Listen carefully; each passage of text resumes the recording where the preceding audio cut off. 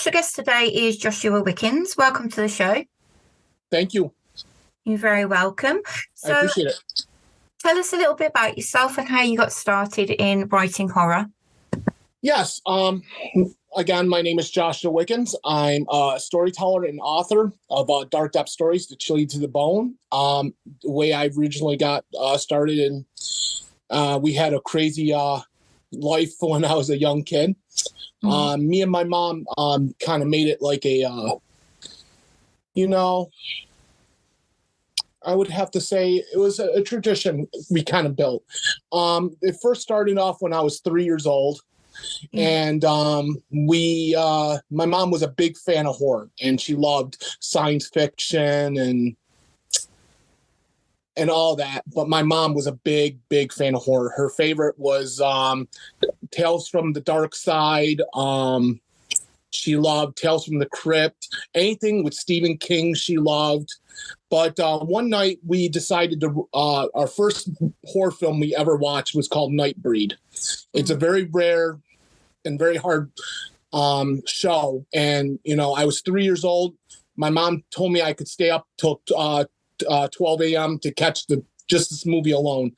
And she fell asleep, and I was the only one up. My brother was in his room. My mom was a single mom. So she tried babying us a lot. So I was sitting there still 12 a.m. And I actually watched the whole thing, and my mom was sleeping right next to me. And ever since, that was, like I said, that was the very first horror film that I ever watched. And it was very graphical, and it was very amazing. And I fell in love with the horror and, the whole detail of old fashioned, how they did the detail, like Evil Dead, I really loved very much. And Creepshow. I'm a big fan of Creepshow as well. So that kind of like motivated me. And ever since my mom passed with stage 4 cancer, I dedicated myself to push myself, and with my learning disability, to go forward and prove to people. And I've done it and done it over again that, even with people with learning disabilities can push themselves to enjoy what they really love, even horror stories. And I'm not the greatest speller in the whole world, but I have a creative imagination that a lot of people don't have. I play my my stories in my head like a video, like you're watching at a movie theater. And each story I individually write in my head, it comes to life like a picture, and you can actually see, and not all of us, but most of us can, and it's really realistic. And I a lot of some stories I did around, especially Syracuse up here in upstate New York in the U.S. is we have a lot of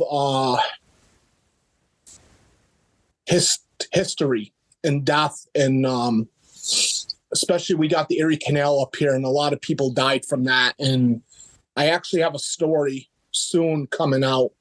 It's actually in my book on Amazon, but I actually have the X-rated version of it, and it's very, very dedicated to the people that sacrifice themselves to create the Erie Canal.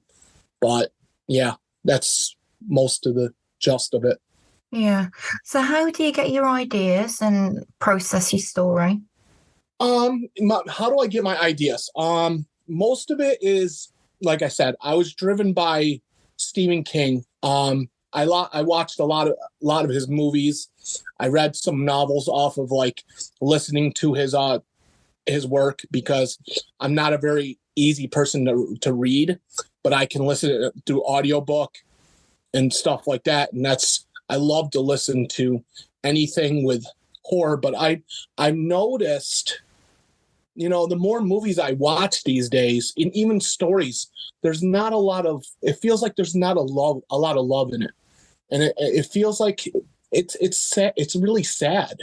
Not a lot of people are putting the time and imagination into their stories.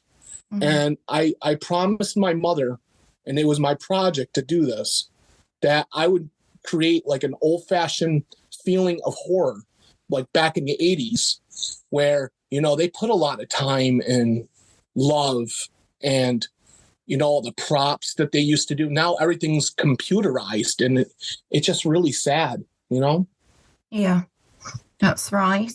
So how would you process your idea? How I process idea, I kind of explained it in the beginning, which most of the time, it depends wherever I go. And sometimes people might talk and, they might say, hey, such and such, this could be a good idea at the end. I'm like, and like my head processes it, and it starts playing like a movie. I create like a movie in my head, and I start playing it over and over and over. And then all of a sudden it just, bam, everything falls into place. So my head just processes it like a movie. Yeah. And I basically save it in my head. Like I have 80 stories right now stuck in my head that I remember by heart. And it's not like everyone has to write it down. 90% of the time I remember it in my head, because I remember stories better than common knowledge that everyday person remembers, like taking out the trash or something. Mine is more like in the stories. So that's what I do. Yeah. So when you've got a story together, how do you create your characters? How do I create my characters? I kind of wing it. So it's funny. I really wing it, but when I create the story idea, which I already have, I just have to come up with a name. And I think about people, everyday people that are around me. Like I worked with someone named Steve, and I created a story, and I asked him, I'm like, hey, Steve, can I use your name in a book? And he's like, are you sure you really want to use my name? He goes, I'm not even a famous person. I'm like, no, it's not about being famous. It's like, I want to create this story just for you. And he goes, yeah, go ahead, use my name. And I just use like everyday people I kind of met in my real life. And I change the last names a lot. And a lot of times I don't use last names, so I don't get in trouble or anything. But I only use first names in a lot of my stories. Yeah. And I can basically use it on everyday people that are around me. Just people, names that I know every day, Yeah. So you base them off personal experiences? Yes. My personal experiences, well, I used to be in poetry back when I was in elementary and middle school. And I met a teacher back in the day, especially in elementary. And when I was processing my poetry, she would correct my spelling back then. And I was always I was in a depression state a lot. And, like I said, my mom was growing up very, very harshly. That's, really hard times. Single mom, taking care of two sons. It was really difficult. And what I did was I did a lot of poetry because, I didn't have a lot of faith in myself. And a lot of people used to make fun of me and, tear me down. Yeah. And I would always have to push forward to prove to people that, I might be an oddball, but, I can do things like other people can. And I used to do some amazing poetry. But one day I figured out, someone told me that they saw one of my poems in a catalog. And I'm like, that can't be. But I'm like, I'm not even, publishing my stuff. She goes, no, it was under such and such. And I go, you this can't be. And I actually read it, and I go, holy crap, that is my poem. Well, it was stolen. So I kind of stopped after writing for a while, and I didn't really start back up till my wife kind of encouraged me. I used to be a big person on collecting magic cards, and I was spending way too much time and stuff on some kind of purpose that it was worthless, basically, I would say. And so I told my wife one day, and I go, I need to bring this back. And I was roughly around 28 years old. And I go, well, hon, I think I should get back into writing. And ever since I told her that, and I know I was good at it. I've actually been, staying productive and writing in paper. Even I've been writing on my phone and I carry tons of journals on me. I have them in my dresser right now, and that's how I keep up on my writing. Yeah. That's brilliant. Thank you. What's been the hardest part about writing a book in the horror genre? I would have to say, because I'm only in the third grade spelling, people say my grammar sucks, and I use everything. I use my phone a lot to, correct my self, to process the words correctly. But that's why I started my YouTube channel, and I just started TikTok not too long ago, and I'm trying to get all my amazing stories out to people, especially that people can't buy my book. So I kind of want people around the world to enjoy great stories for free. So I'm trying to let everyone around the world to enjoy my work instead of being, selfish. Yeah, that's a lovely idea. Thank you. Okay. My mom would really appreciate that people, that don't have money, and they can enjoy something that it comes out of someone's head, and people don't understand that it's coming out of this learning disability guy that nobody knows. But I know once I really get my work out there, I know people will appreciate it more, and I know people will actually enjoy it, like you. And I know I'm like a hidden gem, because I know a lot of people don't know me. Everyone knows like Stephen King, and I've noticed people that know, when they read my work, they're like, "Holy crap, you're a very dark person." I'm like, yeah, it's like I'm like that somewhat, but I'm trying to stay away from his work and my work. I mean, they're kind of similar, but I write short stories. He writes novels, much different. So what's been the most difficult scene that you've ever had to write?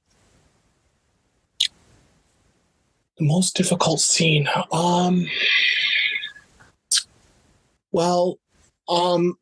Right now I'm actually doing a novel. I write science fiction too. This is probably the most difficult one. I have a novel called Stargaze into the Orbit, and I'm trying to process it. It's a whole another sequence. It's not like horror. Horror, I basically learned that when I was a kid. Science fiction, I knew it, but I'm still continuing to learn things every day.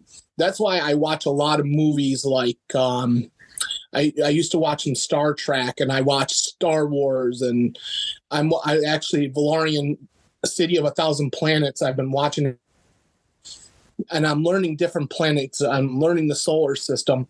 That's probably one of the hardest things right now for me. And I want to be very proud of myself. And sometimes it's financially, especially when I want to get another book published, hopefully by June. But money is another situation, because I'm a father of three, and I have a wife that's foreign as well. She's from the Philippines, so she doesn't understand that.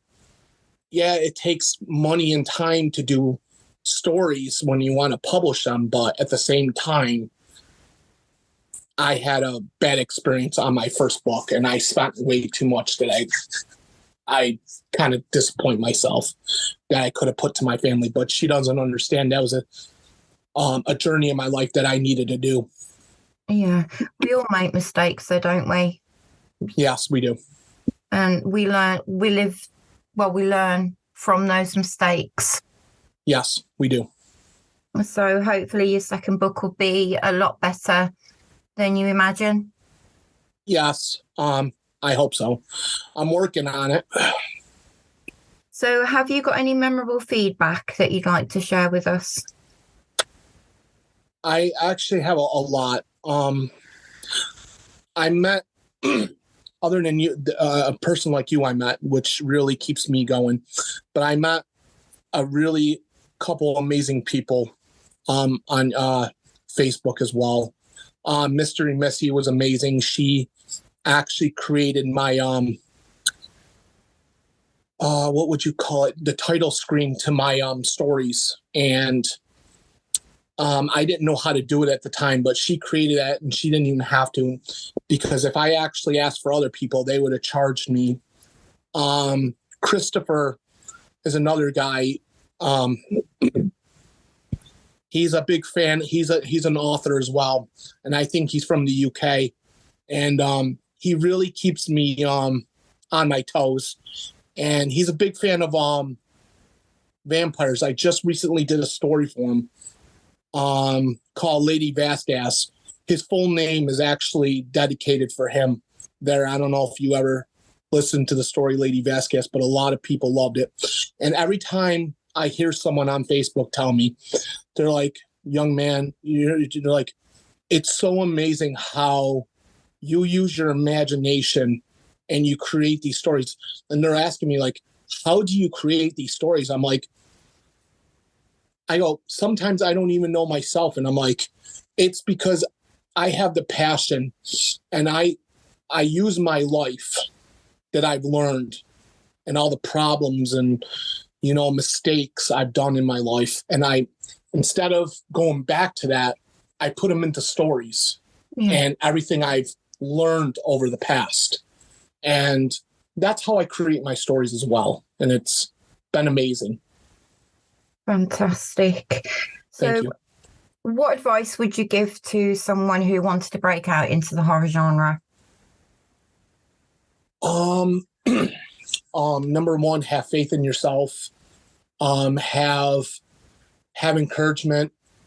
Have a lot of passion. Don't let people tell you that you can't do something, and just keep moving forward. But you have to know your friends and your enemies, and you have to know what you're going to be talking about in horror. You have to know your areas. You have to know research as well. When you write a story, especially when you go into other countries and other, folklore and stuff, you got to make sure you do your research. That's definitely top key. But if you want to use your imagination, I've done a lot of stories that I've actually, for instance, I wrote 3 stories from the Philippines, and 2 of them were actually folklore. Another one was from my imagination. And they came out so fantastic. I was so proud of myself. And when you do stories like that, when I especially do stories from other countries, I like to make sure I'm telling it right. And you should always, always do your research. That's what I should give keys, especially when you're starting to do like folklore and, real life stories. Like, say, for instance, there's been a couple, there's a story up here I want to write soon that's from the United States. It's an old abandoned town that was infested by shadow demons. And the government actually keeps it, under wraps. They don't let people go up there unless you pay a decent fee. But not a lot of people make it live out there. So, yeah, I would say do your research, definitely. It's not for everyone. Yeah, that's right. You need to have things 100%, don't you? Yes, you do.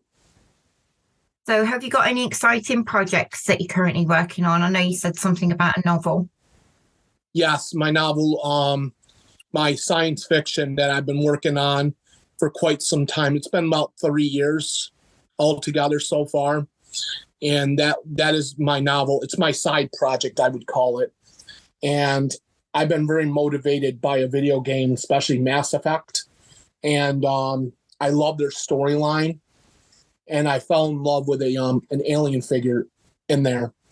Her name's Tally. And she has a very, very amazing storyline.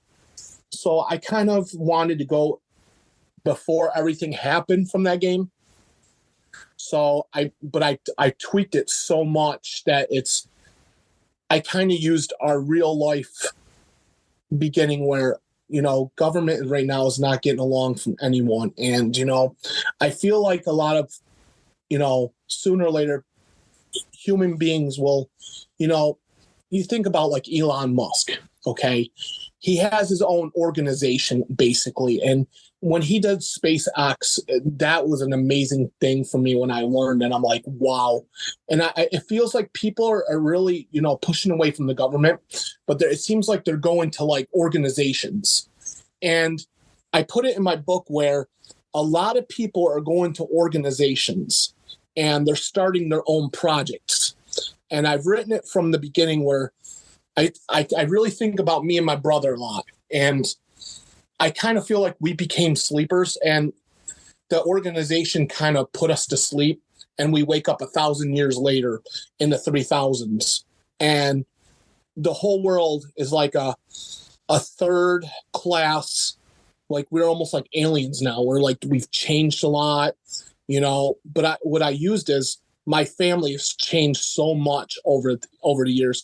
My daughter became a director in the SpaceX, and she learns a lot. They actually meet they finally go on to another planet that I invented. I don't want to ruin it because I want people to read it, but they actually take one of the species from that planet, and people start terraforming this planet that I've really made up. It's nowhere. It's almost kind of like Mars, but the water there is acidic, and humans start tampering with it and actually start making it where you can start drinking it. They start bringing plants, like, because they knew it was like a desert planet, so they brought cactus and different kind of plants that are harsh, that can live in harsh, dense areas. Yeah. And slowly but surely, over time, they start terraforming it while the brothers are asleep. And the young lady that I'll tell you the name of the species that are over there, but they're called colchites, which are they almost like a reptilian. They're about like 8 or 9 feet tall. They're got dark green skin, brown stripes on their back. They have kind of like little spikes going down there, and they got a long tail, and they almost look like reptilian, but their skin is so adapted to the acidic rain and the hot climate in their planet. And the humans finally create a city in their culture and their planet. And it's really interesting. And 100 years what the humans done to it. So they took the colchites DNA and they actually mixed it with human DNA. And they finally created a species called the call wings, which is now 25% human, but 75% of the race that's on their planet, which was the colchites. And they're a lot smaller. The skin is a lot lighter, but their tails are a lot skinnier. But they start growing like hair, like a male or female. They would have hair on top of their head, but the original species did not have hair. So yeah, it's very hard to explain certain. Like I already have like over 19-20 planets I've already invented, and I actually have to keep rewriting it because I feel like I'm missing pieces every time, because I want to try to tell as much detail. And if it becomes too long, I was actually thinking about putting it on YouTube and just slowly telling it the tale if I get time. Yeah. But yeah, it's really interesting. Sounds intriguing. Thank you. I wish you all the best with it. Thank you. So, how do you think the horror genre has evolved? Or where do you think it's going to go? Well, that all depends on the people that keep writing it and the people that keep directing it. It seems like they really need people like me to evolve it more. The problem is people are afraid to bring back the old genre, like I said, like the 70s and 80s, where people actually had passion and love. It seems like everybody wants to go back to the same thing. Nothing against Freddy Krueger and all of them, but they want to keep bringing back the same thing, the same deaths. There's no love in today's stories, and they just keep repeating the same things. I understand people change every day, but you really need to come up with different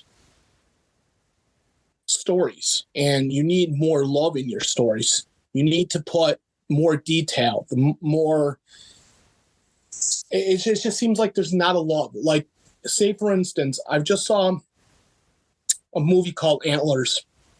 I was very, very disappointed in it. Why was I disappointed in it?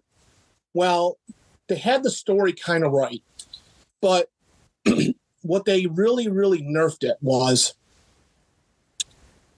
how can a being be taken down so easily from a normal human being? Well, that made no sense.